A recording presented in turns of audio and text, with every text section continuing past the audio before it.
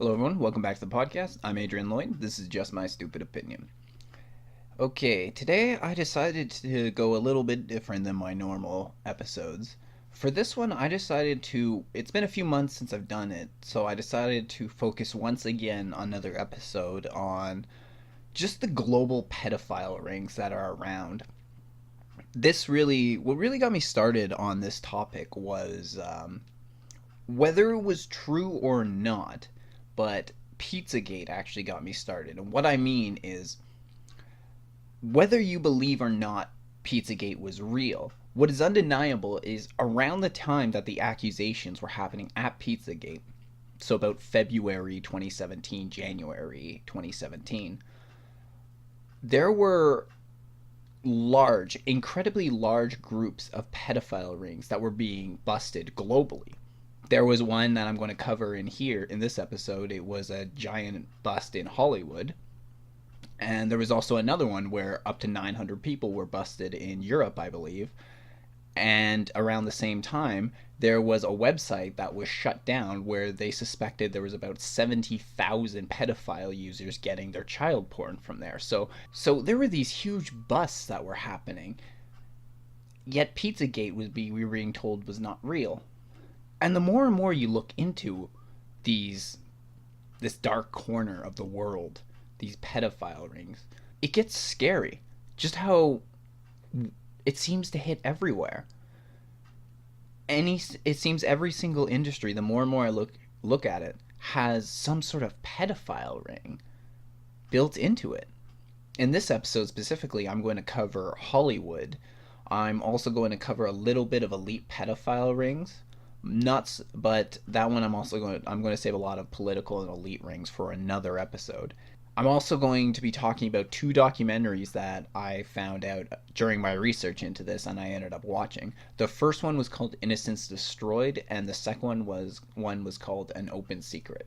So I'm going to be discussing those as well. We're going to be talking about Harvey Weinstein, although his situation isn't necessarily pedophilia as far as we know. It's just rape charges and sexual assault against adults, but that just can help show the underpinning of this sort of thing. But we're still going to cover that because it's very valid being Hollywood. And finally, we're going to look into Child Protective Service, which for a long time in the conspiracy world has been seen as the enemy to the family. That this is a group of people that are trying to abduct people's kids for whether selling them into pedophile rings or doing it for money. Sounds pretty crazy until you actually look into it and then you realize there is truth behind this. But anyway, let's get into it. So as crazy as all this sounds, what people need to realize is this is a very real part of our world. That these are not just people in tinfoil hats peddling whatever bullshit they want, but these are real situations with real investigations into them with real victims. And the sooner that they're exposed, the better.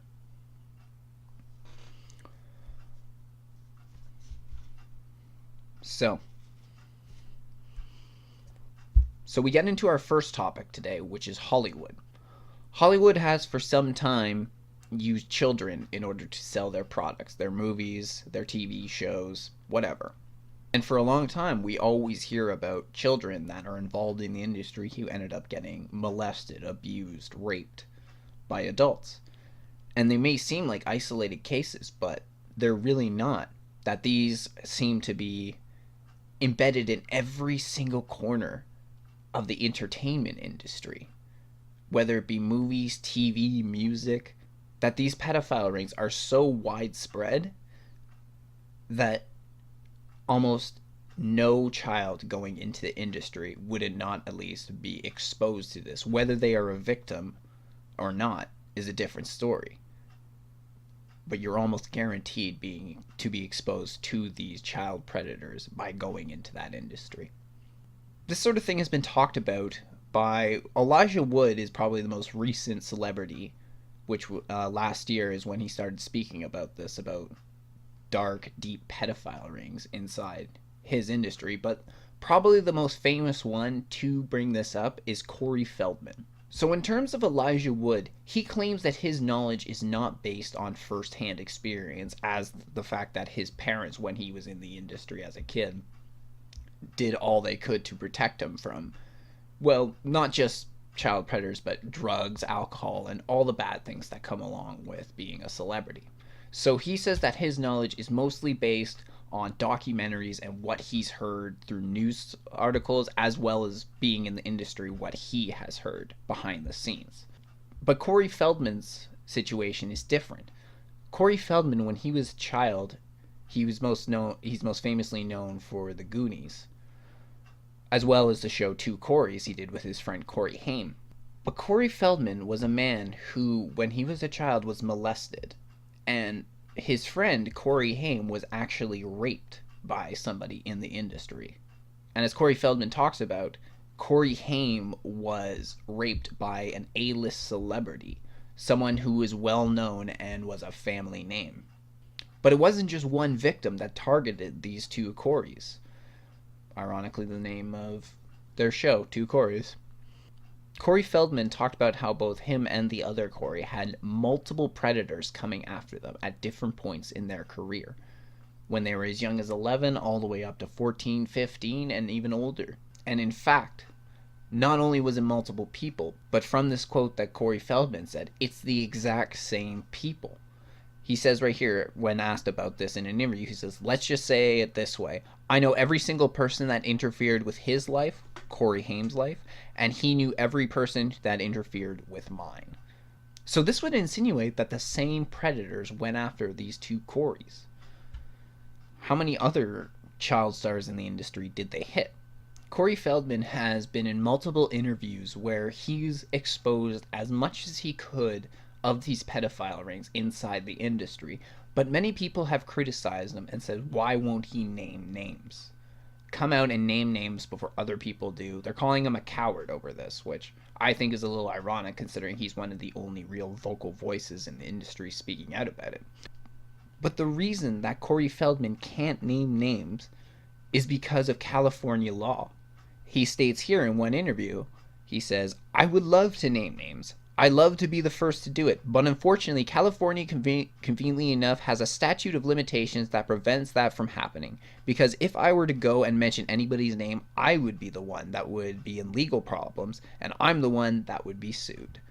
That's quite convenient, how somebody trying to expose a pedophile ring now can suddenly be turned around and have their life destroyed. To me, it almost seems like it's built into the system that way. This is probably more to do with libel, I figure, because California has a lot of artists over there and celebrities. So I feel like they're trying to make sure that nobody libels them and tells false stories. It's convenient how at the same time it protects child predators, and that trying to expose a child predator could get you in trouble. How very convenient. Corey Feldman goes on to say that one of the people that has harassed both him and Corey Haim is a prominent figure inside of the entertainment industry right now, inside the movie industry right now. Probably the most disturbing of all this is when Corey Feldman was asked if he feels that the situation is getting better, he says due to the internet, he actually feels that the situation has never been worse. In that, the way he described it is that people, number one, fake profiles with predators can lure children away in that sense, but it also, children are posting social media accounts. So what these producers and these high-end executives can do is they can contact the child, tell them to come out to Tinseltown, you seem to have talent, we can put you on the big screen, we can get you on stage or something. Lure the child out there. And then one common tactic that seems to be used by people in this industry is, well, it's very common in pedophiles in general, it's grooming, but it goes to another level in Hollywood. We'll get a little more into the grooming later. But this is what the internet has allowed them to do. They can reach a target anywhere in the world now. I'm sure for convenience they prefer people closer to home, but if they really want, they could reach halfway across the world just to lure somebody into their pedophile ring. And in fact, Corey Feldman said, quote, "It is not a shrinking number, it is a growing number," end quote. Now, while these Hollywood executives, these producers, these publicists, and anybody else involved in this, they do have power, but how do they still manage to get away with it? Sure they have power in the industry, but not over the legal system. How could they possibly get away with running pedophile rings and never ever get charged? Well, it's that these sort of people, they always buddy up to somebody in higher power, whether that's a politician or a governor or somebody in law enforcement is not exactly clear. But the point is that they always find somebody to watch their back. So that way they don't have to worry about getting sent to prison. Unless the worst is to come and everything was to get blown open and exposed, then there's no choice. You gotta play by the rules in order to keep up appearances, especially if you're a politician or a police officer. But when nobody knows what's going on, this is how they're allowed to get away with it. This is also something that Corey Feldman talked about when he says, "I believe Haim's rapist was probably connected to something bigger, and that is probably how he has remained protected for all these years.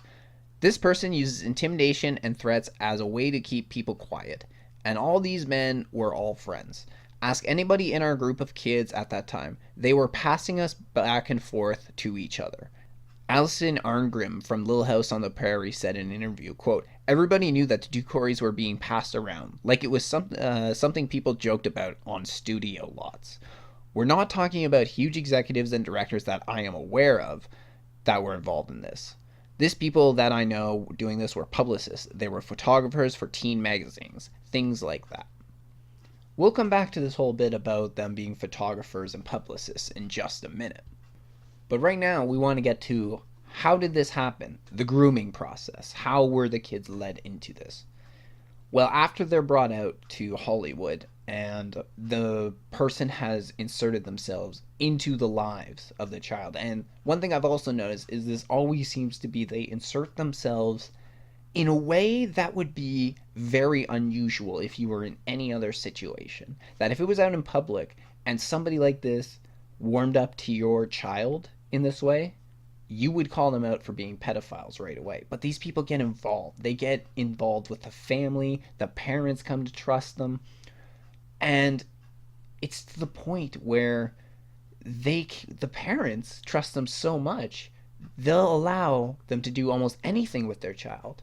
Parents have allowed their child to go stay with their managers before and live with them. This is where it happens. The whole point is to gain the parents' trust and get them away from the parents into the person's care. This is what these photographer, publicists, managers, and I'm pretty sure higher up executives do.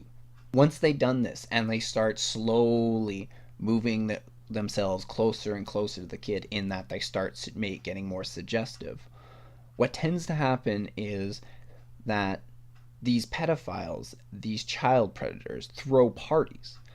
In these parties, there will be very, very few adults. Usually only the predator and their friends, and the rest are young children. Many times it has been that if their interests are in young boys, there have been just young boys, no girls, few adults. But this is always the case. Alcohol is always flowing. Drugs are everywhere, from prescription to illegal and everything in between. And they encourage the kids to take these drugs and drink as much as they can. These are children. These are kids 10, 11, 12, 13, 14, 15 years old. And they're being encouraged to do this. They get them drugged up, they get them drunk, they get more suggestive, and then they move in for the kill. They bring them to the after party. Bringing them to the after party is where everything goes down. Because everybody is drugged up, everybody's drunk, everybody's tired, and the rest have gone home. But those children will be spending the night. And that's when everything goes down. This is their grooming process.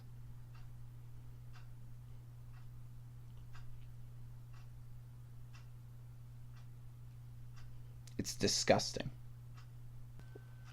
During my research and looking into Corey Feldman, there was a quote that he brought up. I'm just going to cover it briefly because I'm not looking much into it.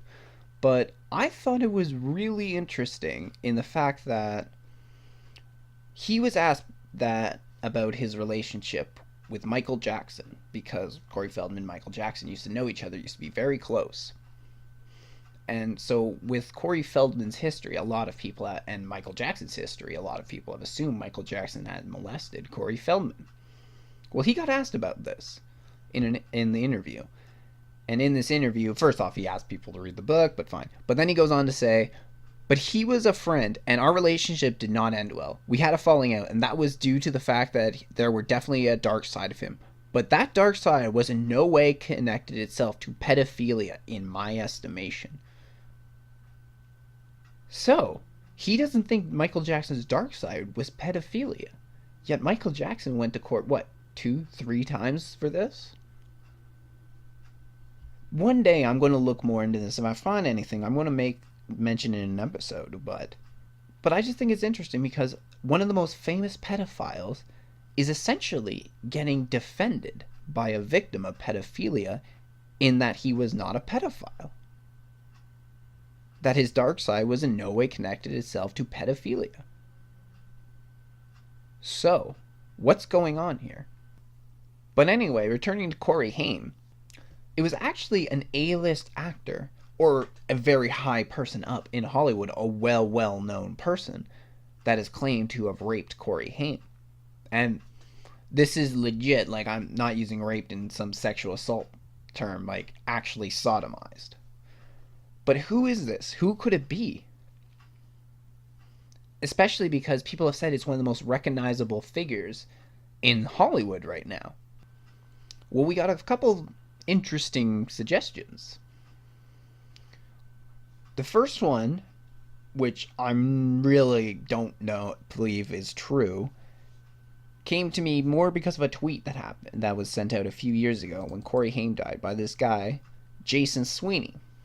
And if I looked into him, I believe he is somebody who corresponds with the CBC. But his tweet says, Corey Haim has died. Somewhere Ben Affleck awakens in a cold sweat. So he seems to think that there's some dark history there that would connect those two. I don't think this is true. I haven't seen any other evidence to connect these two in that way. Perhaps a more likely one comes from a rumor that goes around Hollywood. And it was that Corey Haim was raped by Charlie Sheen because they worked together on a movie called Lucas back in the 80s. And anyway, from this article here, it combines two quotes. One is from a quote from Corey Feldman's memoir, and the next one is just one with an older quote from him. So the one from the memoir says, within hours of our first meeting, we found ourselves talking about Lucas, the film he had made in the summer of 1985. The role I had wanted for myself. At some point during the filming, he explained an adult male convinced him that it was perfectly normal for older men and younger boys in the business to have sexual relations, that it was what all guys do. So they walked off to a secluded area between two trailers during a lunch break for the cast and crew, and Haim, innocent and ambitious as he was, allowed himself to be sodomized. That man walks around, one of the most successful people in the entertainment industry, still making money hand over fist. And even though Charlie Sheen has had a fall from grace, that man still made a shit ton of money in Hollywood over his career. But this older quote from Feldman says, well, I have to be completely honest and say I'm not a huge fan of Charlie Sheen. I don't make it my goal to ever talk badly in the press. We're all in it together. That's the way I look at it. But Charlie in particular, especially the way that he's affected other people that I know. Point blank, Charlie and Corey started their careers pretty much together, and Corey fought his entire life to recover from those early experiences and to get his life together. Again, there's no direct line. He's not actually accusing Charlie Sheen of anything. But once again, remember what he said about the California law, that he cannot name names directly. And the final possibility is this guy called Marty Weiss. Marty Weiss is a child manager. Marty Weiss is a manager for children inside of Hollywood. So for all the child actors to come in, he's one of the main guys, one of the most well-known child actors, well-known in the industry. Marty Weiss wasn't really have his own family, but he tended to get very involved with the families of the children that he was involved with. He was a pedophile. This is why. But it would corroborate that this well-known person in Hollywood was a family man, in that this person may not have his own family, but he got very involved with the families that he was involved with. He was over for holidays and birthdays and this, that, and the other. And he had a connection to Corey Haim. I had never heard of Marty Weiss before this. In fact, I was not even pointed towards Corey Haim until I finished the documentary An Open Secret. An Open Secret was a documentary that focused on pedophilia inside of Hollywood. Now, this specifically covered two main stories. The first one was talking about a organization called Digital Entertainment Network, and this was a website back in the late 90s, and essentially they were the Netflix of their time because they were trying to put TV quality shows up on the internet rather than on television. And the other one was talking about this guy, Marty Weiss, and his relationship with somebody only identified as Evan. He was a child actor, and Evan became one of Marty Weiss's victims. But at the end of this documentary, I'd already looked into Corey Haim and everything. They make a connection that this is another person that Corey Feldman has made an accusation against of being one of Corey Haim's molesters, possibly his rapist. So it looks to me like it might be a possibility because Marty Weiss is actually he went to prison for molesting this kid Evan, who they talked to in the documentary. So, was it Charlie Sheen? Was it Marty Weiss? And some people have suggested Harvey Weinstein because of what's going on with him. I thought possibly it may have been Charlie Sheen when I first looked into this. But after I came across that documentary and they talked about Marty Weiss and how his connection to Corey Haim, I think it may be more likely. I think what Corey Feldman may have been making reference to is possibly just, we've all heard the stories about Charlie Sheen being a druggie and just off the wall, and it's probably may have been what really affected Corey Haim's life. I think it's more likely that Charlie Sheen got Corey Haim into drugs and that Corey Haim fought his whole life in order to get off it. Corey Haim eventually died of a drug overdose, so this would explain why Corey Feldman does not view Charlie Sheen very well. But delving into the rest of the documentary, An Open Secret, it was quite interesting, especially the story about the company that was known as DEN, Digital Entertainment Network. So in this documentary, they start off by sort of talking a little bit about how children came to get managed inside the Hollywood industry. Back in the day, there really was no child managers. And in fact, one of the very first child managers inside the industry stated that he used to get laughed at and ignored by all the other agents and managers inside the industry, simply because nobody else would represent children. Then eventually the industry took off. But it seems to me that this is where everything went wrong, and where the pedophile rings really seemed to brew, because this gave people huge access to the children, and it required the children to be brought in and trusted by these adults who could easily take advantage. It seemed like a perfect breeding ground for pedophilia, and a perfect area for pedophiles to flock to. A lot of parents began to notice strange things happening with their children, in that there was a set of parents who began to notice that their children who were trying to break into the industry, headshots were very common to send in. Suddenly, when they would go to Hollywood, get their headshots done, these nobody child stars found out that their pictures were being sold on eBay, and their parents found out. So the parents launched investigations into this and to figure out why the hell their child's pictures are being sold on eBay, especially because they were being sold for large amounts of money, upwards of into the hundreds of dollars for these pictures. Some of them had young boys with their shirts off, so this is not exactly the type of thing you, as a parent, you want circulating on the internet of your child. What really became disturbing to these parents was that when they investigated into this and they were trying to figure out who was selling these photos online, they came to find out that it was people in the industry who were close to these family. Photographers, publicists, people that they supposedly trusted. But suddenly, without their permission, their child image was being turned around and sold when it's not supposed to be. This is supposed to be a headshot for maybe a movie interview or a TV show. So why the hell is it being sold on the internet, on eBay?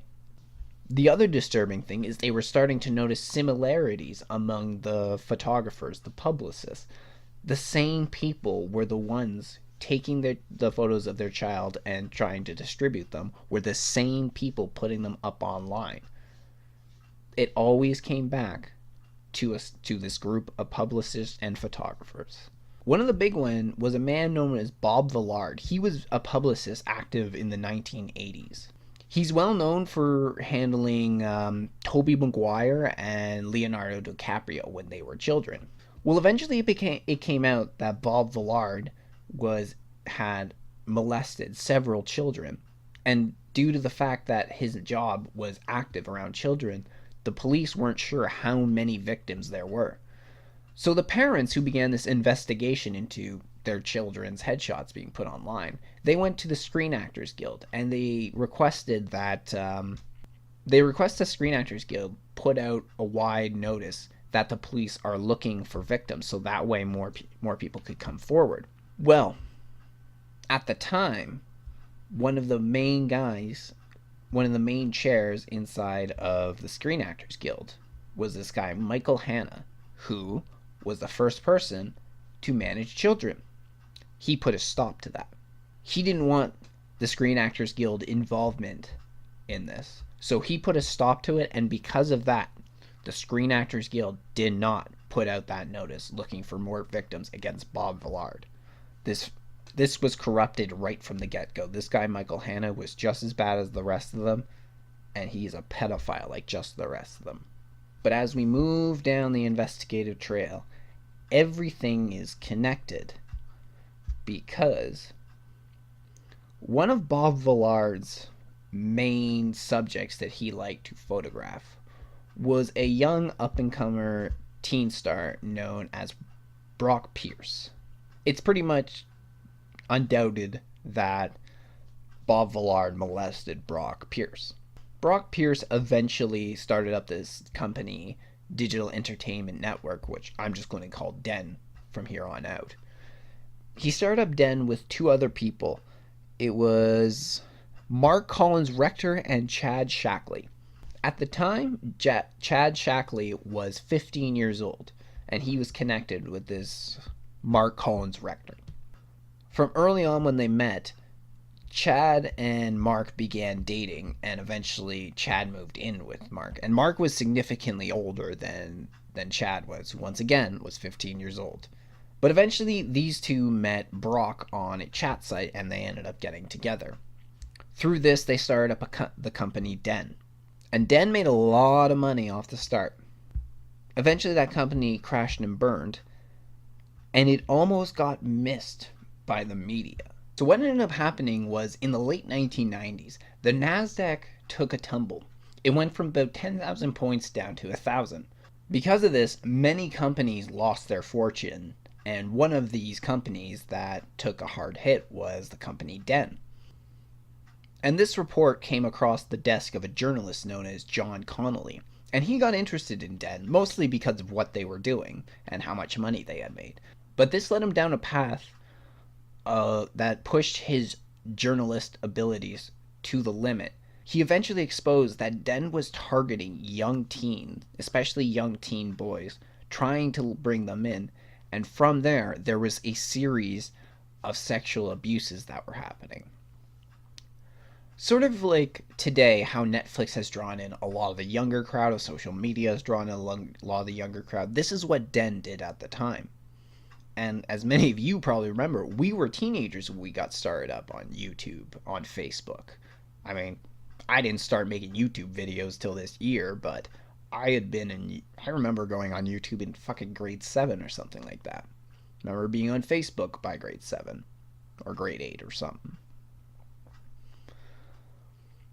So this was very similar back in that time. Den would have been one of those things drawing the teens in, who would have been the main people focusing on this new internet thing that had just come out maybe a decade before. Maybe not even. The only problem with Den at the time, which is something that John Connolly noticed, and this is also why he got a little interested in everything that was happening, is that Den was producing these shows that could be uploaded on the internet and accessed. Yet computers at the time couldn't handle these files. It was just too much for those primitive machines. So there was virtually no money being made by doing this. Yet millions was being poured into this company. There's an estimated upwards of 150 million, I believe, within their first couple of years that was being donated to them in order to do this. Throughout his investigation, John Connolly eventually started coming across victims of these three, of Brock, Mark, and Chad. And the stories began to come out slowly. But what ended up happening was, very much like I've already told you, the grooming process is what was going on in this house. They would have large parties with all young boys, drugs, alcohol flowing. But one other thing about this was that they had a pool in the backyard, and this is where these three used to attack their victims. What would end up happening is when the after party ended, when the party ended and the after party began, it would be after dark. This was specific because there was a rule inside Mark Connolly Rector's mansion, because it was mostly Mark and then Chad and Brock were his accomplices. So inside this mansion that they lived in, which they probably paid with the millions of dollars of funds that was coming in from Den, they had a great big swimming pool.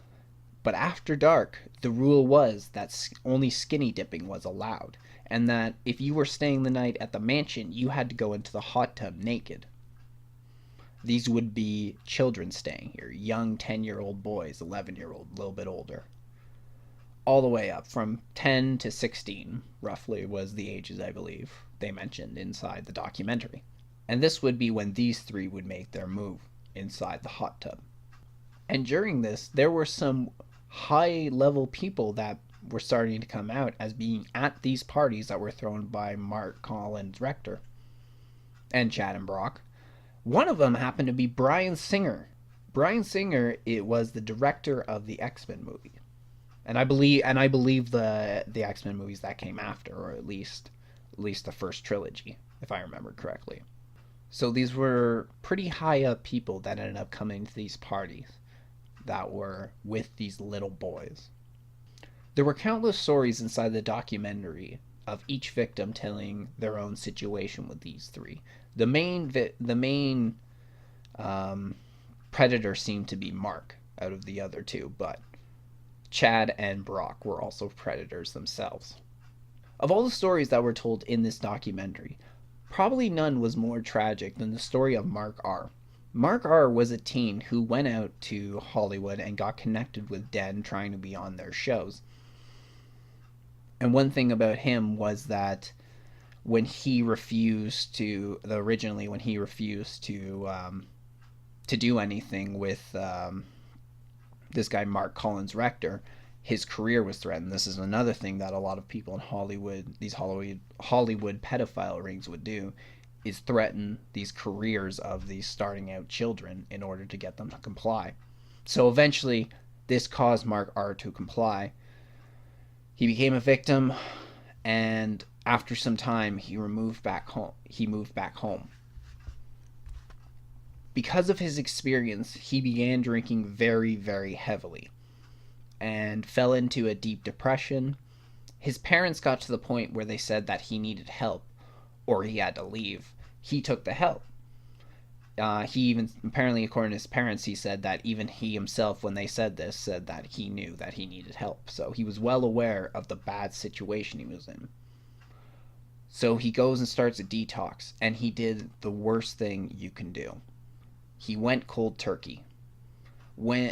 Going cold turkey on alcohol can be deadly. It leads to seizures, strokes, many other problems. This is why alcohol is one of the worst things you can get addicted to. But this is what he did. One night, he woke up in a seizure. And his parents got so scared, they called the hospital, as any parent would. On the way to the hospital, Mark R's heart stopped. They worked on him. When he got there, they worked on him, and his heart stopped for 10 minutes. So they worked on him for 10 minutes. He went 10 minutes without oxygen, and eventually they put him on life support, and then they gave 72 hours is the standard. They say if nothing happens within 72 hours, there's pretty much no guarantee they'll ever recover. Well, on hour 68, Mark R. opened his eyes. This experience had greatly impacted him. He's going to spend years in recovery. He had brain damage because it's affected some of his motor skills. So he has a long road to recovery, but from what looks in the documentary, he's doing much better. But this guy was probably the worst victim of these three, of this company den. He nearly lost his life because of this. Everything that happened to him is because he was molested by Mark Collins Rector. So, let's get to the good part of this story, the demise of Den. Well, as more and more victims piled up, the stories began to get out, and then the lawsuits happened. The first lawsuit was signed by a 14-year-old boy who previously had worked for the company Den. And this was the first public allegation against Den. This accusation could not have come at the worst time for Den because they were preparing for a $75 million public offering. And that pretty much completely destroyed that. What really was the nail in the coffin was that two of the boys living with Mark Collins Rector at the time, Mike E. and Alex B., they went undercover with a video camera, and they ended up recording all of everything that was going on behind the scenes, all of the prescription pills, all the child porn. They went through all their files, made copies of it, and they got it out to the authorities, to the press. So shit got out, and this is what destroyed the deal, the $75 million public offering. After this happened and everything went public, Mark Collins Rector got very aggressive, and he began threatening the children living underneath his roof and the people working for him. Not just threatening them, but with guns as well. In fact, after these allegations came out, Mark Collins Rector seemed to notice that Mike E. was acting a little bit differently. So one night he called him into his bedroom, sat him down, and sat down on the bed next to him with a gun and pretty much threatened him, saying, "Do you know how much power I have over you right now?" And he did this with several other people. Although I don't think any of them were as personal as the one with Mike E. I think he was threatening the rest of them more publicly, walking around the house. In this specific situation, Mike E. was called in solo and singled out and threatened. So eventually an FBI investigation happened. And at this point, the three of them, Mark Collins Rector, Chad Shackley, and Brock Pierce, decided that it was time to run. So the three of them disappeared into the night. Eventually they turned up in Spain, and somebody turned them over to the proper authorities. Chad and Brock were released pretty quickly, but Mark Collins Rector remained in prison for a year and a half waiting for extradition to the US. When he was finally extradited, Mark pled guilty to 9 counts of child sexual molestation and abuse. He became a registered sex offender, but he did not spend a lot of time in prison before he was out. And when he was out on probation, He requested to be sent to England for medical purposes, which was granted. Once he got to England, he disappeared again. The last time it was heard from him, he had moved in with some young 18-year-old boy in a house in Manchester and had renounced his U.S. citizenship. As for the journalist John Connolly, he completed his story and he submitted it to his editor. The editor seemed happy and good to go. Then a few days later, John Connolly gets a call back from his editor. Apparently, the higher-up brass had squashed the story. That is a common theme I've noticed in these pedophile rings, is how much the media squashes the story. And before we move on from Hollywood into the government, I want to leave you with one more thing. John Robertson was a 16-year veteran in Hollywood, but he ended up leaving because he said there was a systemic pedophilia problem. Robinson worked on some pretty big projects with Steven Spielberg, J.J. Abrams, and Jerry Bruckheimer. I think it's Jerry Bruckheimer. According to John Robertson, he said that these pedophile rings include executive VPs of development, producers, mega power agents, and international bankers. According to him. You can maybe take what he says with a grain of salt because he was calling them satanic pedophile rings. I don't know, maybe they are satanic pedophile rings, but he seemed to come at it from a religious perspective, so I don't know if you necessarily want to call them satanic pedophile rings in reality. But I think he is telling the truth when he talks about these pedophile rings, that they were there and they were rampant. And earlier this year, Operation Broken Heart was executed. The operation was executed by the Internet Crimes Against Children Task Force, and this was to identify and arrest suspected child molesters and pedophiles. They worked with over 4,500 federal, state, and local law enforcement agencies, and in the end, they reviewed 69,000 cases. They arrested 1,012 people in 40 different states. There were 238 arrests in Hollywood pedophile networks. According to police, major Hollywood players, politicians, and clergy members were involved, including household names. I looked into it. I still, to this day, cannot find out who those names were. But this was just one of the many busts that went down this year. So this brings us to the elite pedophile rings. These pedophile rings usually are active in politics, big businessmen, bankers. This one I'm going to be specifically focusing on more politics, though. Probably one of the most famous examples of a pedophile ring that goes straight to the top would be the Lolita Express. And the Lolita Express was a Boeing 727 that was owned by Jeffrey Epstein. The Lolita Express has become infamous for ferrying rich, elite people to and from the mainland to Jeffrey Epstein's island, Orgy Island. And on the Lolita Express, there have been reports of mostly underage girls being there for sexual activities with these elite people. So this guy, Jeffrey Epstein, he's a billionaire, but it's very enigmatic how he's made his fortune. Nobody's really sure what he's done in order to bring himself about billions of dollars. He does own a couple companies, but these don't seem to be companies to the caliber to bring him in the money that he has. And a number of guests who have been reported on the Lolita Express and been seen on Orgy Island include Bill Clinton, the ex-president of the United States, Stephen Hawking, and Prince Andrew of the royal family. The relationship Jeffrey Epstein does have with people seems to be pretty shady. He's built himself around very powerful people, very powerful friends, who not only can protect him, but because of what they do, he now has dirt on them to blackmail them, if ever the time should ever call, which would have been very convenient should Hillary Clinton have been elected to the office. This is because it has been reported that between 2001 and 2003, Bill Clinton has wrote the Lolita Express 26 times. Bill Clinton, who has had rape charges put against him, wouldn't be surprised if those extended to pedophilia charges. And Jeffrey Epstein has been known to donate to the Clinton Foundation.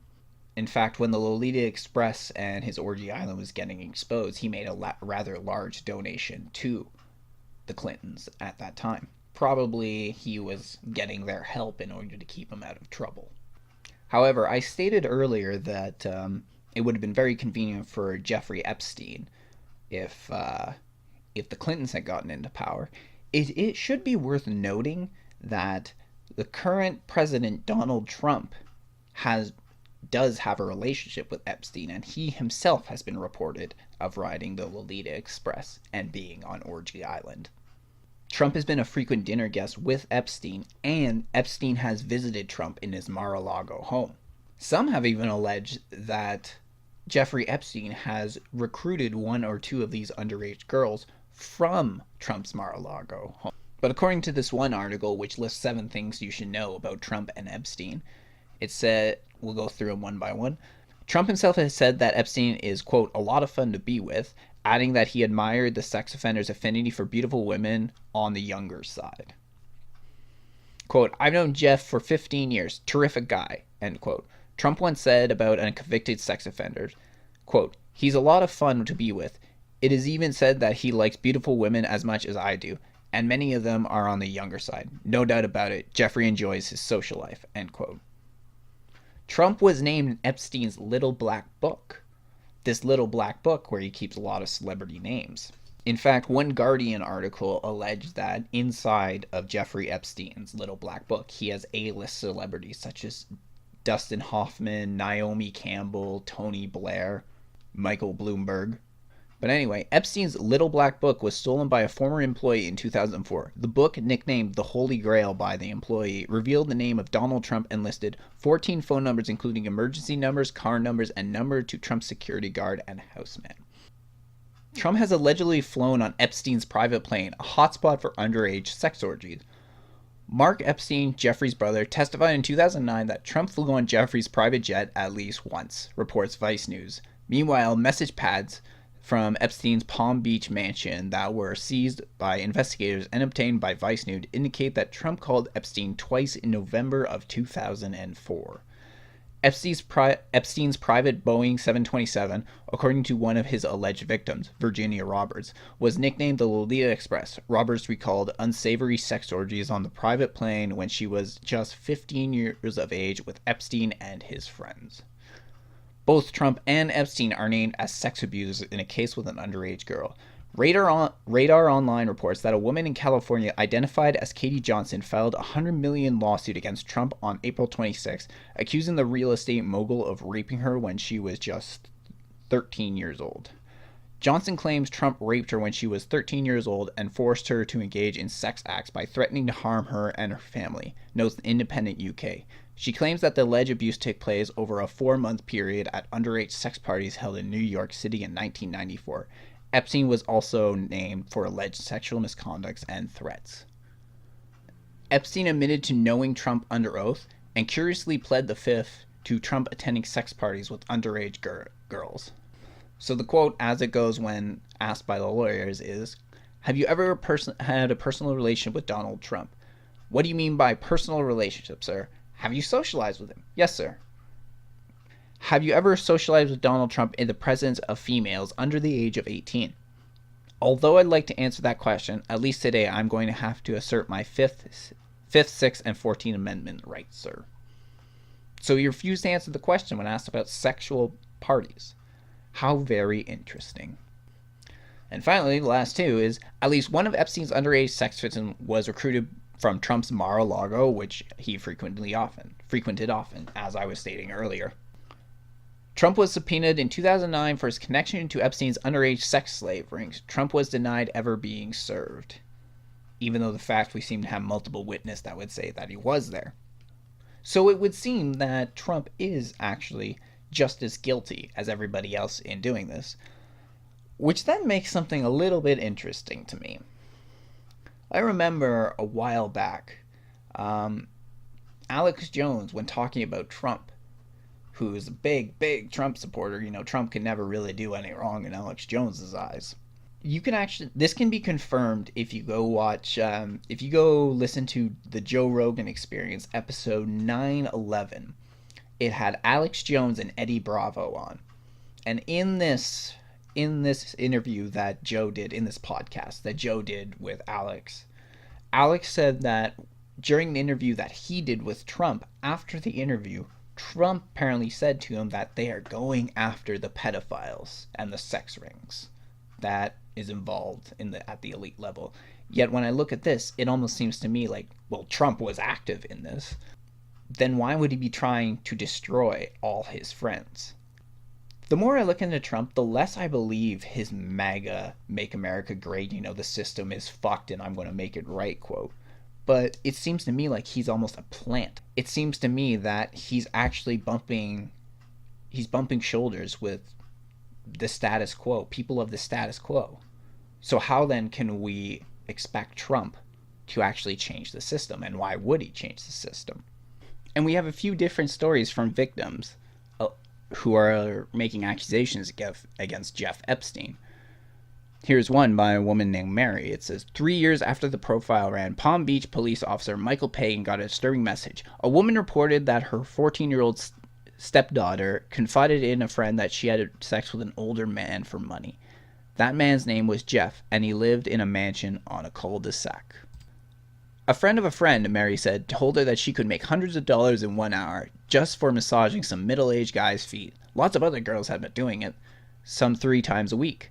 Mary claimed that she had been driven to the mansion on El Brillo Way, where a female staffer escorted her up a pink-carpeted staircase, then into a room with a massage table, an armoire topped with sex toys, and a photo of a little girl pulling her underwear off. Epstein entered the room wearing only a towel, Mary said. Quote, he took off the towel. He was a really built guy, but his wee-wee was very tiny. Mary said Epstein got on the table and barked orders at her. She told police that she was alone in the room with him, terrified. Pagan, who was the officer taking this down, wrote the following in her incident report. She removed her pants, leaving her thong panties on. She straddled his back, whereby her exposed buttocks were touching Epstein's exposed buttocks. Epstein then turned on his side and started to rub his penis in an up and down motion. Epstein pulled up a purple vibrator and began to massage Mary's vaginal area. Only thing about this, I don't know why they can't just be specific. They say he pulled his penis in an up and down motion. He started masturbating.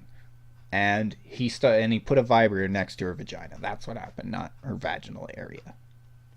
I just find it waters it down what they actually do when you use words like that. That it actually is more detrimental than it is helpful. Palm Beach assigned 6 more detectives to the investigation. They conducted a trash pull of Epstein's garbage, sifting through paper with phone numbers, used condoms, toothbrushes, worn underwear. In one pull, police found a piece of paper with Mary's phone number on it, along with the number of the person who recruited her. So that's one story against Epstein. We also have another by a woman named Allison. On September 11, 2005, detectives got another break. Allison, as she was called, told Detective Joe Reckery that she had been going to Epstein's house since she was 16.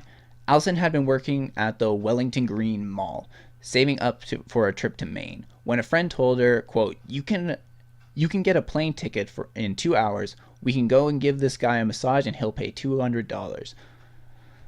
Allison told Reckery that she visited Epstein hundreds of times. She said that he had bought her a new 2005 Dodge Neon, plane tickets, and gave her spending money. Allison said that even asked her to emancipate from her parents so she could live with him full-time as his sex slave. She said Epstein slowly escalated his sexual requests, and despite Allison's insistence that they never have intercourse, alleged this one time he bent me over on the table and put himself in me without my permission. Allison then asked if what Epstein had done to her was rape, and spoke of her abject fear of him. Yes, that is without a doubt rape right there. And just a little cherry on top of the cake. Some of the most shocking allegations against Epstein surfaced only after the conclusion of an FBI probe in civil suits brought by his victims. For example, the claim that 3 12-year-old French girls were delivered to him as a birthday present. But the feds did identify roughly 40 women, most of them underage at the time, who described being lured to Epstein's Palm Beach home on the presence of giving a massage for money, then pressured into various sex acts, as well as the Balkan sex slave Epstein allegedly boasted of purchasing from her family when she was just 14. Most recently, a big cash payment from Mail on Sunday coaxed one of Epstein's main accusers out of anonymity to describe what she claimed were her years as a teenage sex toy. This victim, Virginia Roberts, produced a photo of herself with Prince Andrew in 2001 and reports that Epstein paid her $15,000 to meet the prince. Then 17 years old, she claimed that she was abused by Epstein and loaned to his friends from the age of 15. Sex crimes of this kind, Roberts alleged, took place typically carry a term of 10 to 20 years in federal prison. Yet when all was said and done, Epstein served his scant year plus 1 month in a private wing of the Palm Beach jail and was granted a 16-hour per day free pass to leave the premises for work. So he was there to sleep. So jail was for a year and 1 month is where he dropped his shit off. That's all it was. It wasn't a punishment for him. What the fuck is this? 10, 20 years? You're in a year plus 1? That's not all. That guy I was talking about earlier, Marty Weiss, he got 6 months in jail for molesting one child, and he also had a few other charges against him. 6 months. Year and a half. This is ridiculous. These charges that we lay on child molesters and pedophiles and predators is ridiculous. 10 to 20 years, and you serve a year and a half. How does that happen? How have we allowed this to happen in our court system? Now we come to one of the things that put me on this, that actually put me on this course. I mentioned that a few things had happened in order to bring me back to this subject, but this was actually something that was pointed out to me by somebody in the comment section. If they're watching, they know who they are. And they made reference to one U.S. Senator, Nancy Schaefer. It was a comment on my video of, was Chris Cornell a whistleblower? And this was talking about if Chris Cornell and Chester Bennington were about to blow a whistle on a music industry pedophile ring before they both wound up dead in the exact same way. And they were also happened to be very good friends, both victims of child molestation. So anyway, this person in the comment section made a reference to a Senator Nancy Schaefer. I was actually unfamiliar with this senator at the time. But then it led me down a path where I realized everybody who speaks out against this ends up dead. Because Nancy Schaefer was murdered in her home. Nancy Schaefer published a report called The Corrupt Business of Child Protection. This one was targeting child protective services and all of their subgroups about the damage they've done to the family. It is alleged that this report is what lost her seat on the Senate as the representative from Georgia, I believe. The representative from Georgia, I'm pretty sure. But she lost her seat on the Senate. And then on March 6, 2010, her and her husband, Bruce, were found murdered in their home. It was initially labeled a murder-suicide, that her husband had murdered her and then turned the gun on himself. But this is a very fishy argument. One reason specifically is because Nancy Schaefer had been receiving death threats ever since she had published this report, the Corrupt Business of Child Protection report.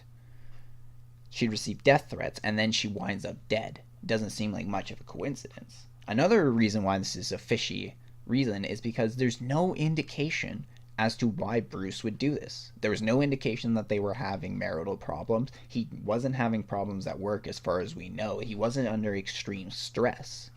It was as if one day he just, out of the blue, decided to pick up a gun and murder himself and his wife.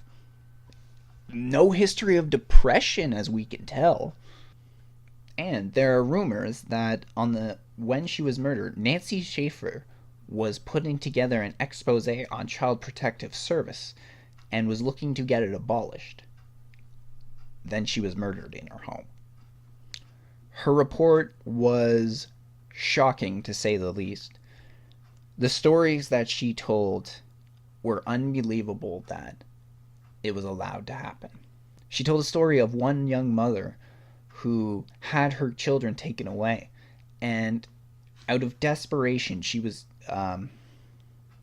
told that the only way she'd be able to see her children again was if she signed away her rights to her children and allowed Child Protective Service to take them. So out of fear, she did this. They also told her that the kids would be put in a good home somewhere close she can visit, blah blah blah. Her kids got moved to a completely different county.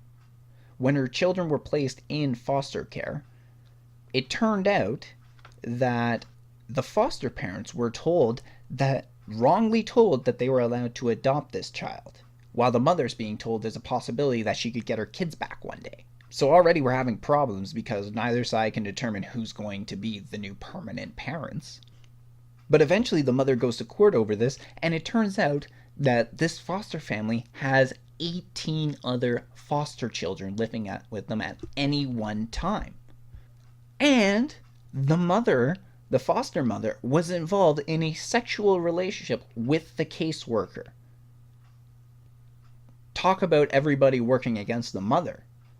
So when the judge hears this, the judge, acting all shocked, orders that the kids be removed from the foster parents and returned to the mother. You would think this would be done almost immediately.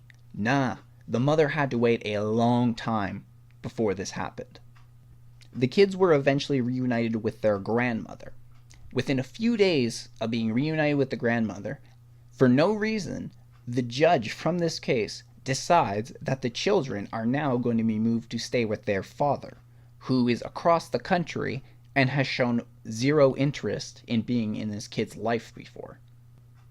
The father worked in the adult entertainment industry, his girlfriend was an escort, and his brother had sexual harassment charges placed against them.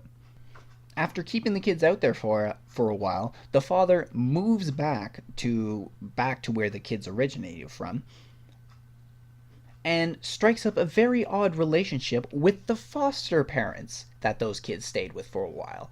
And it turned out that the foster parents would start coming over and visiting and picking up the kids and taking them out. And eventually, one day, the oldest child admits to her grandmother over the telephone that the foster father molested her. This went down in 2002. By the time this report, the Nancy Schaefer report, was put together in 2007, the mother, the grandparents, and the children still had not been reunited 5 years later. When clearly that the mother and the grandmother were the better choice of parents among all the options.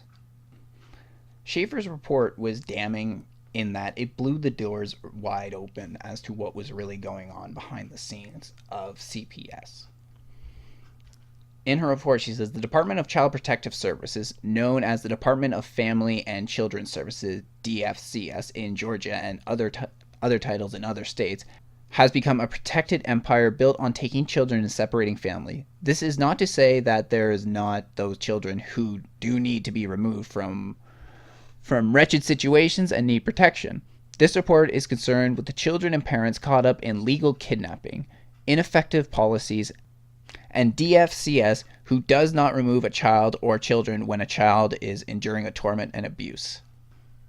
In one county in my district, I arranged a meeting for 37 families to speak freely and without fear.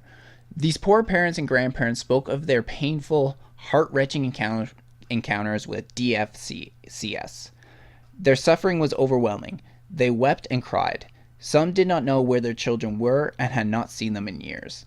I had witnessed the Gestapo at work, and I witnessed the deceitful condition under which children were taken in the middle of the night, out of hospitals, off the school buses, and out of homes.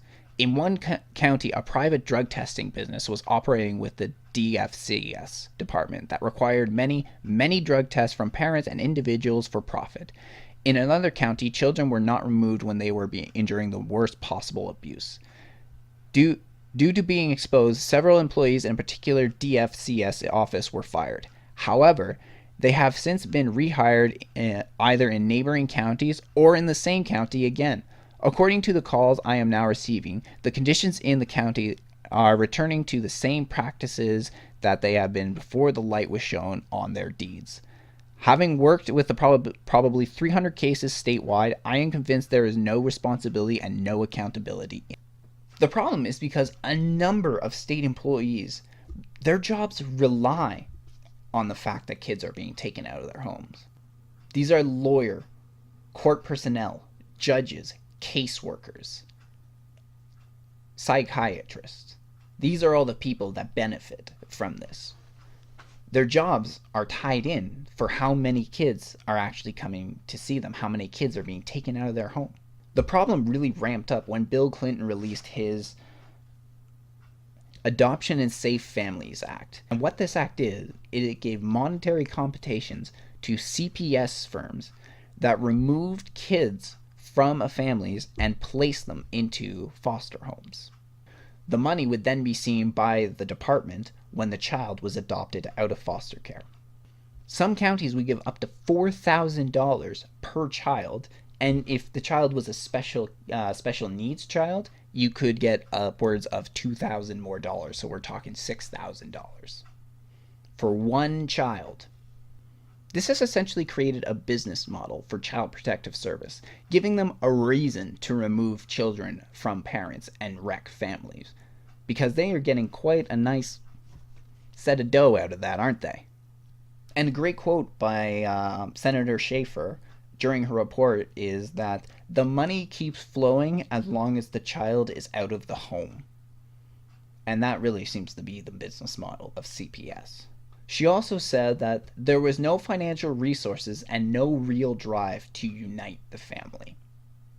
And it's true, there's no profit in them for getting the family together, but there's profit in them breaking the family apart.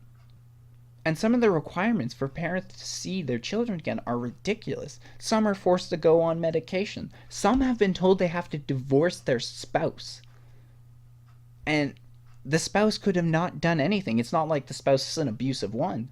But because they're labeled as the problem for one reason or the other, wives will have to divorce their husbands in order to see their kids again.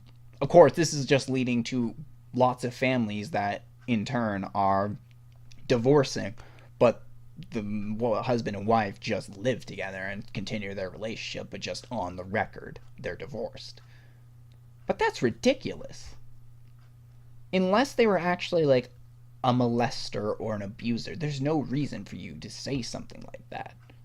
But you shouldn't be able to deny the mother, regardless, to be able to see your kids just because she's with somebody. Seeing your kids is different from having ownership of your kids. But they're not even willing to let the parents see their kids. Schaefer ends her report by saying, "On my desk are scores of cases of exhausted families and troubled children. It has been beyond me to turn my back on these suffering, crying, and sometimes beaten down individuals. We are mistreating the most innocent. Child Protective Service has become adult-centered to the detriment of children. No longer is judgment based on what the child needs or who the child wants to be with or what is really best for the whole family. It is now an adult or a bureaucrat who makes the decision, based often on just hearsay, without ever consulting a family member, or just what is convenient, profitable, or less troublesome for a director of DFCS. I have witnessed such injustice and harm brought to these families that I am not sure if I even believe reform of the system is possible. The system cannot be trusted. It does not serve the people. It obliterates families and children simply because it has the power to do so. Children deserve better. Families deserve better.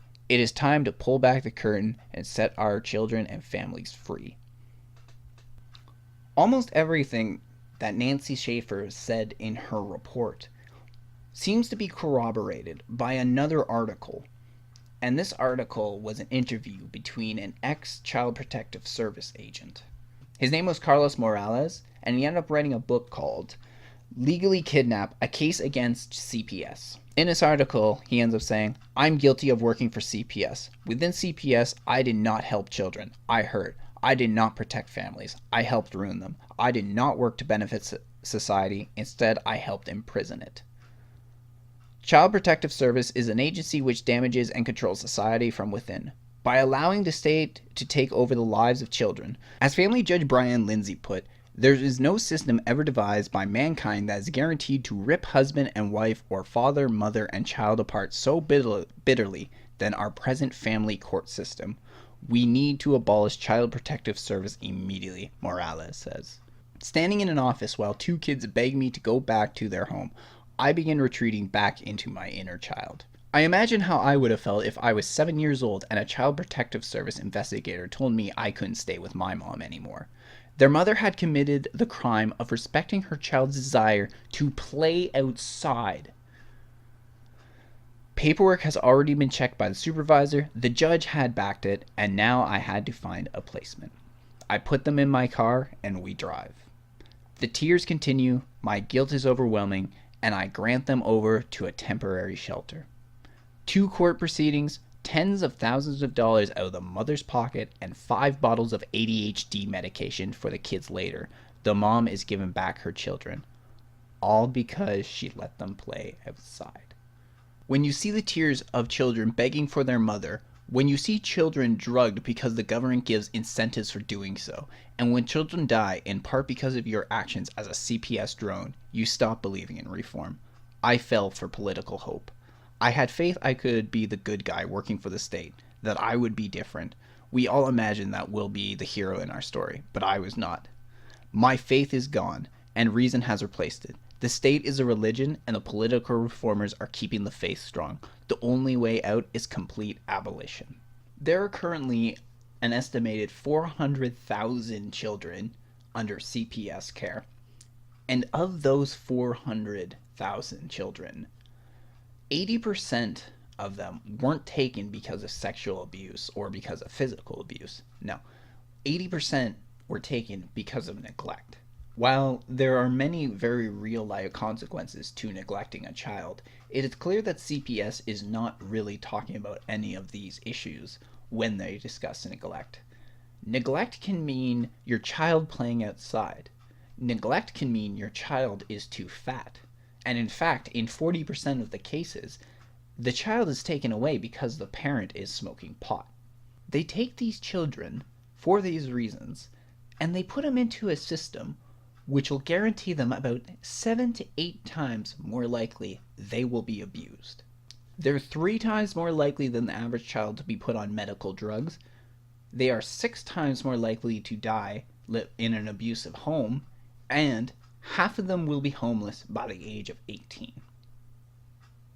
These are the results of CPS. Going back to this article, it says, in training, we were told how to tell if people are lying by checking which direction they are looking when they speak. Debunked. The unfailing validity of eyewitness testimony. Debunked. And how the world is more dangerous for children than ever. Debunked. Perhaps CPS's biggest problem is the evidentiary standard. CPS cases can be based on something that happens years ago and not even something that a witness saw firsthand. The agency uses evidence that is based on memory of a story that a witness overheard years ago. How's that for reliability? The investigator is actually told not to record the information taken during interviews word for word. Instead, they're instructed to take notes and to use their judgment in entering the notes into a database in narrative form. In other words, the investigator creates a story based on their own memory of another person's memory, which person may not have even seen the alleged abuse. Fantastic. This third or even fourth-hand story is considered evidence strong enough for life-altering legal action. All of this is done despite an array of information documenting CPS's extreme faultiness, yet CPS remains a massive budget subsidized by the very parents they terrorize. In Nancy Schaefer's report, she ended up stating that social workers are the glue that holds this whole system together. When she talks about this social worker, I believe she's more specifying the caseworkers. Because the thing about a caseworker is a caseworker may or may not be a social worker. But these are the people that are investigating you and takes down the information that will eventually be decided whether your children are taken away from you or not. But the way a caseworker goes about stuff is shady in and of itself. Because caseworkers come in and they will act as your friend. They will be friendly to you, polite, the whole bit, the whole 9 yards. They are only acting this way because the point is to get the parents to trust them and give them as much information as possible. But the caseworker is there to build a case against the parent. They view the parent as the adversary, and their job tells them to do this. They're practically trained manipulators, and to top it all off, they have a much greater advantage in court than the average parent, because most parents probably have not been to court before, don't know how it works, but the caseworker's been there many times for this. They're an expert in this situation. And the parent may be stuck with a simple court-appointed attorney. And there have been plenty of evidence in the past that these court-appointed attorneys, not even just for cases like this, but in many cases, are shit at their jobs, and the only real reason they're there is to guide you through the process, not really there to defend you. You need a lawyer because the law tells you so. So they'll assign you just whoever, somebody you can just get you by. But it seems in cases that involve CPS, these are exactly the type of court-appointed attorneys that people are getting. Many of people have reported that their attorney was fucking useless in the whole situation. Their entire job relies on children in need of service. And because of this, there's nothing to stop them from turning on just any parent if for some reason it's decided that the department needs more funds. More children means more funds. So even if the parent hasn't done anything wrong, there's nothing, absolutely nothing stopping them from turning on you for monetary gain. And if you think about it, it is in CPS's and caseworkers' best interest to widen the term abuse and neglect as much as possible. This allows them possibility of taking many more kids away over simple things, such as playing outside, or your child's too fat. But getting back on track, Nancy Schaefer is not the only person who has spoken out against pedophile rings and has ended up dead. Now, granted that she was murdered I think almost 3 years after she published her report. But if it was true that she was also making an expose on CPS, then it is quite possible that they did murder her for very obvious reasons. Another such person was Bulick Forsyth. He was a manager in the housing department in the UK. And many people, including his family, seem to believe that he was murdered because he was about to blow the whistle on a pedophile wing in their child protection services. This happened in the 1990s, and what the allegations were that the Lambeth Borough officials were using council premises in order to rape women and underage children. It was reported that one of these members watched bestiality and pedophilic porn, and it is also reported that one female staff member, was raped on premises. And if it gets as disgusting as it says, some victims have reported being raped alongside children and animals. I don't know whether this is true, but if it is absolutely disgusting.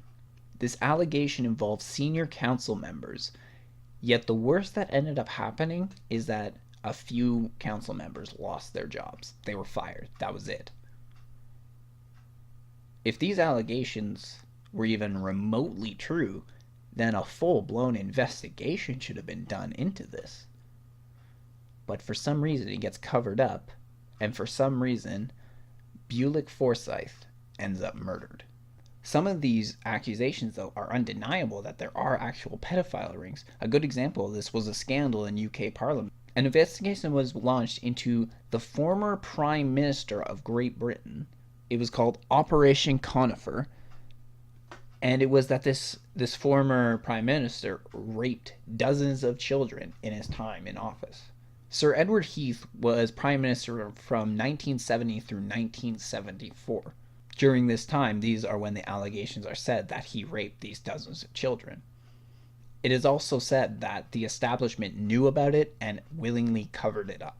There have been more than 30 accusations against the former prime minister. And it was reported by the Wiltshire police chief, Mike Vale. He stated that these allegations were 120% true. That's a pretty damn good number if you ask me. As I stated that the establishment knew, that's because these crimes were reported to police years ago, decades ago, and they covered it up. Another good example is Liz McKeon. This one is a little more sketchy though, as in that whether murder actually took place or not, but I thought that this is at least worth pointing out. She worked at the BBC at the time, and she did a report on Jimmy Savile, who was a radio DJ, well known at the time. After he died, there were a number of allegations that came out that from people that alleged that when they were underage, Jimmy Savile had molested them. Liz McKeon was the journalist who broke this story. The BBC scrapped this story due to pressure from senior management, more specifically George Entwistle. After this happened, McKeon stayed on for a little bit longer, but she eventually quit the BBC in 2013. And she died later on from complications with a stroke. Maybe this is true and it was just complications with a stroke, but I know there are ways to make one death look like another way as a form of assassination. I'm just spitballing right now. I have absolutely no evidence to back this up, but as I'm stating, many people who look into this seem to end up dead under suspicious circumstances. But Jill Dando is another one who ended up dead while looking into the pedophile rings. She too used to work for the BBC, and in 1997, she tried to expose a pedophile ring to her bosses, and the story got scrapped. 2 years later, she was shot dead on her front steps to her house. This happened on April 26, 1999. Her case to this day remains unsolved. Before she died, however, she passed a file to senior management members, and in this, she pointed out Jimmy Savile was one of the pedophiles that she had identified. This story got squashed too. So the BBC was already aware of this, and they covered up the story. If they found out about it more than 10 years beforehand, and then when this story was brought up again by another journalist in the future, they squashed it again. Both of their journalists ended up dead. One complication of a stroke, one was shot dead. Coincidence? That brings us to Bill Bowen. Bill Bowen was the man who made the documentary that I also ended up watching, which is called Innocence Destroyed. And I gotta say, in this my entire investigation, I filmed this whole episode over the course of is it Thursday? Yeah, Thursday, October 20th. I filmed it over the course of the day. Some of you may notice throughout the video it may have been went from light to dark. That's why. I spent Monday, Tuesday, and Wednesday researching this. All day. I spent pretty much my whole day. I had nothing to do. My fucking classes are on strike. So I spent last 3 days researching the hell out of this.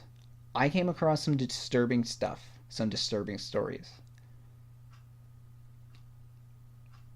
A few times in this documentary, I just had to stop.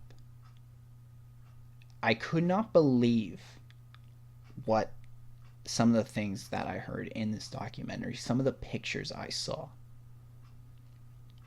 I didn't put in any of the autopsy photos in there because they were disturbing as all hell. But this was one documentary, and I've got some clips here that really, really got to me. And not a lot gets to me. Bill Bowen ended up dying on the golf course back in 2010. He died of a heart attack, and as far as everybody knows, there was no foul play suspected.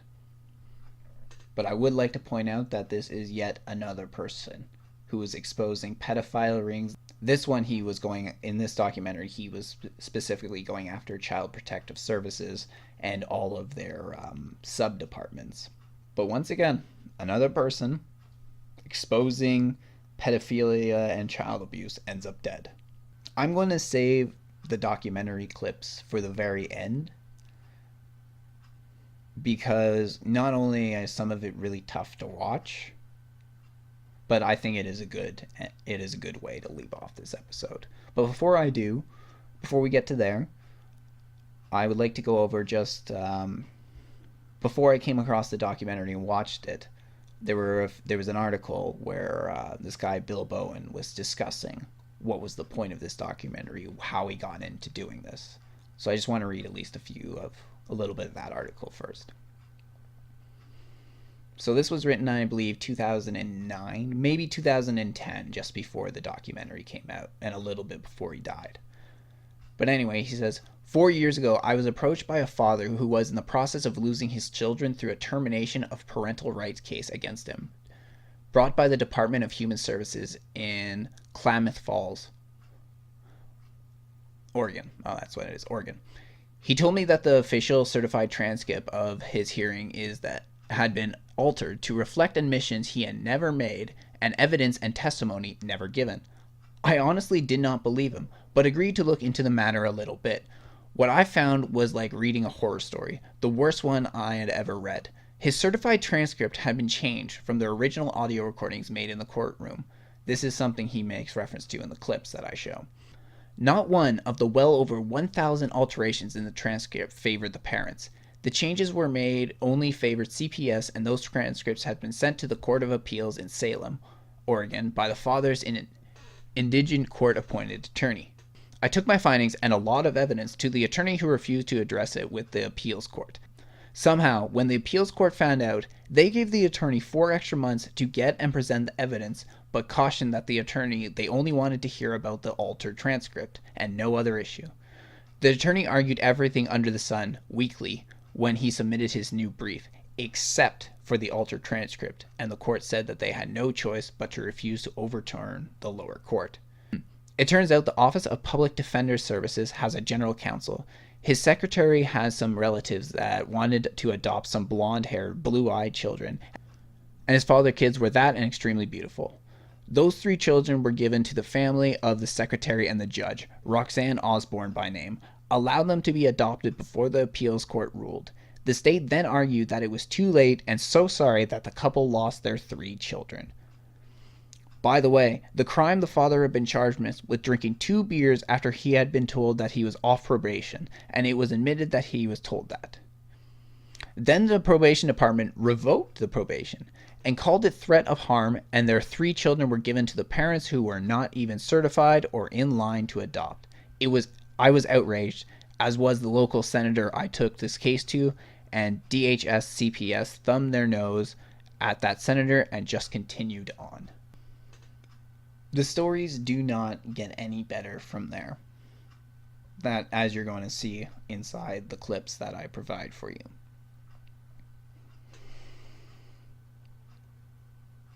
I do strongly recommend that everybody watch it, because it exposes the horror that is Child Protective Services.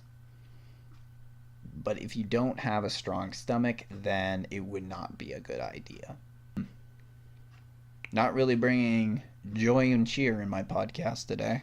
I mean, not that I ever really do, but this one was pretty damn dark, wasn't it? But I feel this is information that everybody should be privy to, everybody should be aware of, and information that everybody should share. We need to expose these organizations at all costs. How many children in the past, how many now, and how many in the future will suffer at the hands of these disgusting, perverted people? I personally feel that this would be a mission I would be very happy to take, to expose these pedophiles at every corner. Expose their rings, expose their members, expose their hierarchy. Shut them down. Send them to prison. Let them rot there. This is actually something I'd be very happy to fight for and work hard for. So I think every so often in my podcast episodes, I'm going to do another episode on this stuff. Because in my opinion, pedophiles are pedophilia is one of the worst crimes you could possibly do. Murder is always something people are prepared to expose. Well, just about always. Rape, well, I feel like that is something that is getting more exposed these days, as well as sexual assault. Especially because of the incident with Harvey Weinstein.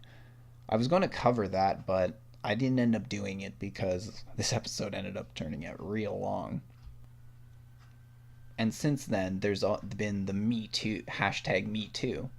And that was women were saying, would put the hashtag if they had been sexually assaulted or molested. And it exposed the world very much to how many women are really affected by sexual assault. So it's good that that's getting exposed.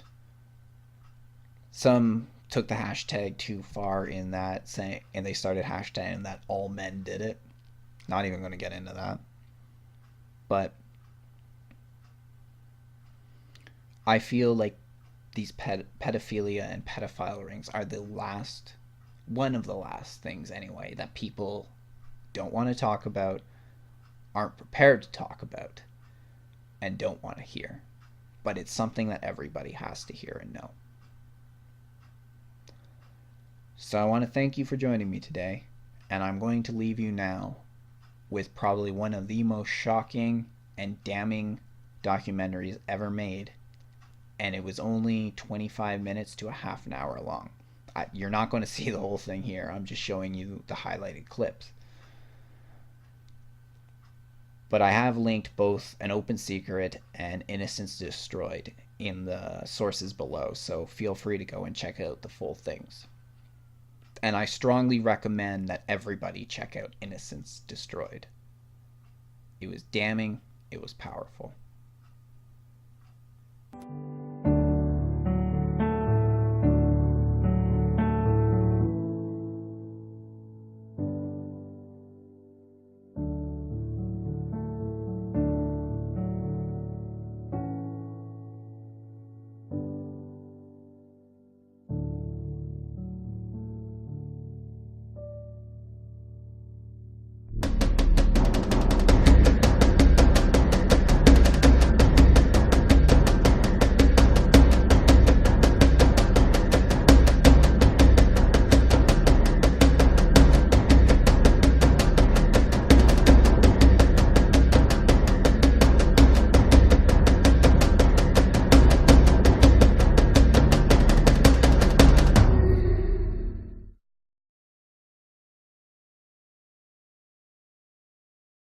This is Tasha Cram.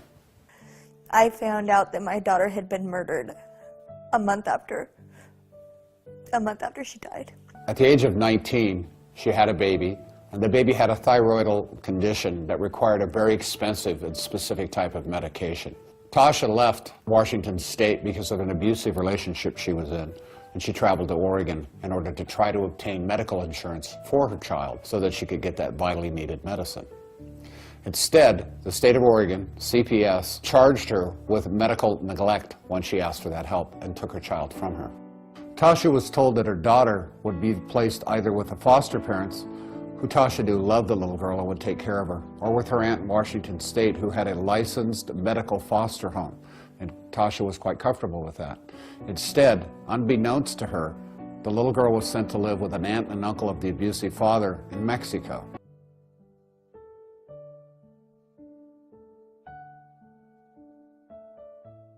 She's got a periorbital, which means around the eyes. That was purposeful. Somebody had hit that.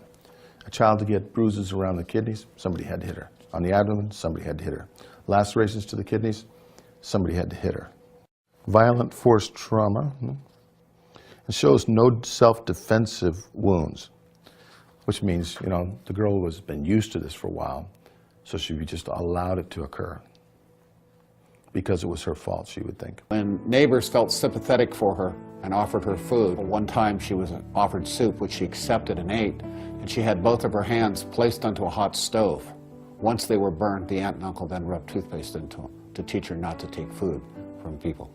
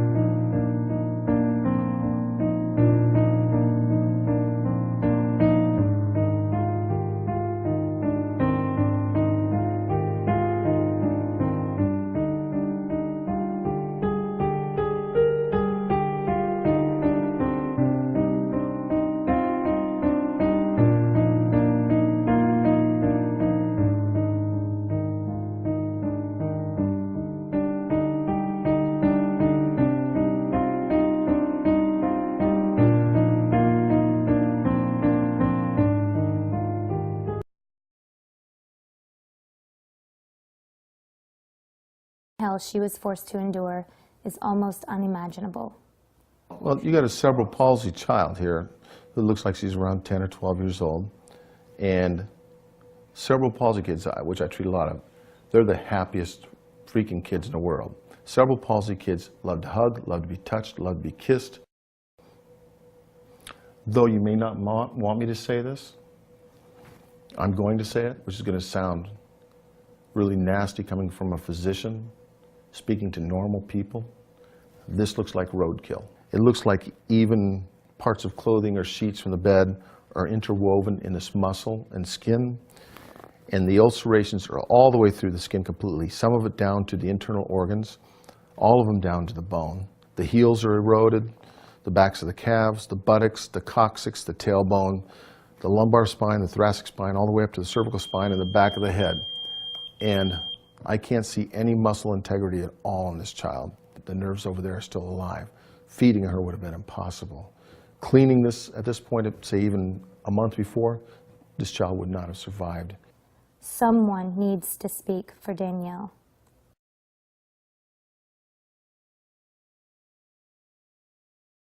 There are currently 2 female judges in town who hear most of the DHS cases, and one of the judges has 3 nieces that all work at DHS, one of them being in a supervisory position. As far as I know, I don't think a whole lot of people know that that's exactly what's going on. We have a judge, Atkinson, who her niece is Chandra Aubrey, and she became a supervisor. 2 of her cousins became caseworkers. And of those cousins, 2 of their friends became caseworkers. Never was any of the clients told that she was related to a good portion of DHS. We want to know why, even though the murders are caught and put away, how could the child have been put into that home? Especially when there's signs that there's abusive people in that home, people who've been arrested for child abuse or spousal abuse or other violent crimes. And that happens with regularity. What's even more disturbing is when obvious signs have been reported to CPS of child abuse or potential child abuse that are going on, and CPS has failed to take any action or investigate. Even worse is when they place children into a home and then don't visit them for months at a time. You couldn't possibly see the signs of abuse. Or if they receive reports from neighbors and other concerned people and they don't investigate them and the child winds up dead, who's liable? Is it just a murder, or is it CPS as well?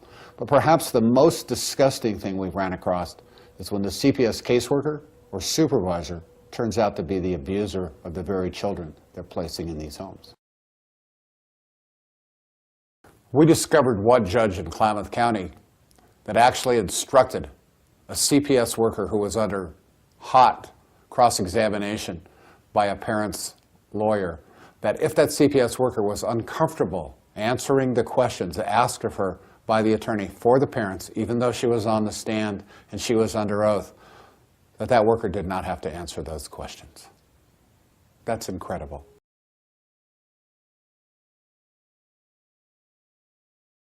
Mr. Bowen was able to provide me with the audio transcripts of my court proceeding. There were thousands of errors within my transcript.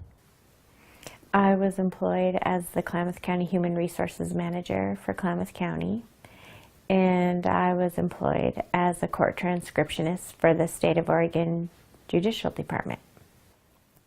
I did learn at some point there were problems with Salmon's transcript. The Bowens and Senator Whitsett presented all of that evidence and more to the state court administrator, Ms. Kingsley Click. After receiving the information from Senator Whitsett and the Bowens, a prodigious amount of information, she wrote a letter stating there was nothing wrong with the new transcript. There was one of them I know, and she just had me write an affidavit and sign it saying that I corrected all the motions in the transcript. When Val Paulson went to her meeting in Salem, she portrayed it that I had read the entire 3,000, 4,000 pages of transcript and corrected every single indiscernible, every single word in that transcript, which I hadn't.